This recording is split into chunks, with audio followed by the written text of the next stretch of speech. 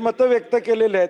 परिणयजी आहेत, प्रवीण दरेकर आहेत, माझी दादा नाईक साहेब, माझी सगळ्या आमदारांना विनंती आहे, मी तुमच्या वतीनं विनंती करतोय, मी आमदार फंडातनं 8.5 लाख रुपये खर्चाचा थर्मल कॅमेरा जो 7 किलोमीटर आत जातो, 2000 मीटर दिसतं, तो आमदार फंडातनं दिलेला आहे. जे जे आमदारांनी याच्यावर वक्तव्य केलेले आहेत त्या कृपाकरांनी सगळ्यांनी एक एक कॅमेरा फॉरेस्ट ऑफिसला द्यावा, ही माझी विनंती या ठिकाणी असणार आहे. एक एक दिव्या आणि ट्रॅप केज नाही, दुसरं माझी सूचना आहे, ऐका की ट्रॅप केज 1.25 लाख रुपयाला मिळतो, तो ट्रॅप केज आपण आमदार फंडातनं देऊया. त्यांना काहीतरी म्हणायचे हा, ही उपाययोजना मी सांगतोय, तुमचं काम हलकं करतोय. आणि नाही दिले, मी दिले म्हणून मी सांगतोय. सगळ्यांनी आपण इथं नुसतं बोलायचं, त्यांच्याकडे बजेट नाही आहे, त्यांच्याकडे बजेट नाही, ते म्हणतात साग विकणार आणि मग करणार.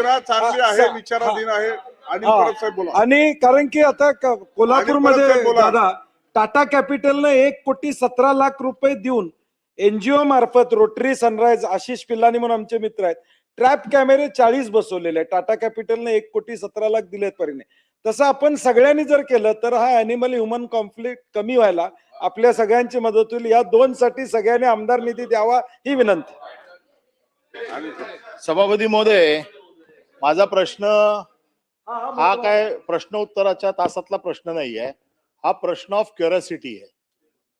कारण सभागृहाचा एकंदर सेन्स बघता नाही भटकी कुत्री आणि बिबट्या दोन्ही वेगळे विषय आहेत, पण तरी देखील की विषय मूळ आपला जो आहे तो कुंभमेळ्यामध्ये बिबटे घुसले तर, अरे जे एकदा गिरीश महाजन ठिकाणी घुसले तिथे दुसऱ्या कोणाची काय हिंमत आहे घुसायची, एवढे सक्षम आहेत. ओके, त्याच्यामुळे हा प्रश्न लागू होतो की नाही, नंबर 1. कारण त्याने खूप चांगले वाघ बिबटे त्यांनी फाडलेले आहेत, हे आम्ही बघितलेले आहेत, जेरबंद केलेले आहेत.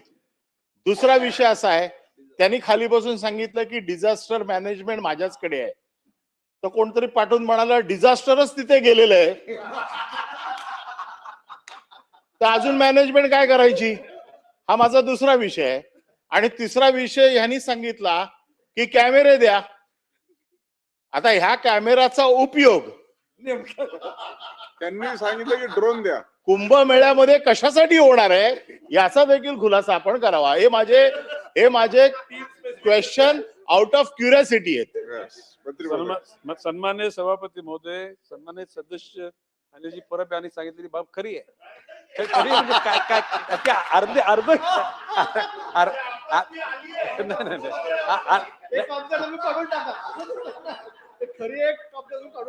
काढा.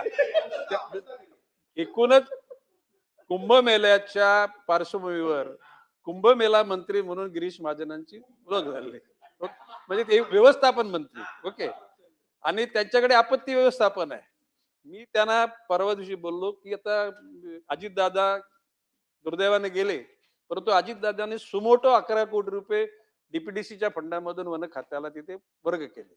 त्यांचीच एकूण कित्ता गिरवला सन्माननीय राधाकृष्ण विखे साहेबांनी. मी गिरीश भाऊना बोललो की कुंभमेळा 1.5-2 वर्षांनी आहे, परंतु जर का उद्याला नाशिक जिल्ह्यातले बिबटे जर आपण जेरबंद नाही केले तर एखाद्या दिवशी त्या कुंभमेळ्यामध्ये शक्यता आहे एखादा बिबट्या गेल्या तर त्या सगळ्या कुंभमेळ्यावर पाणी फिरलं जाईल.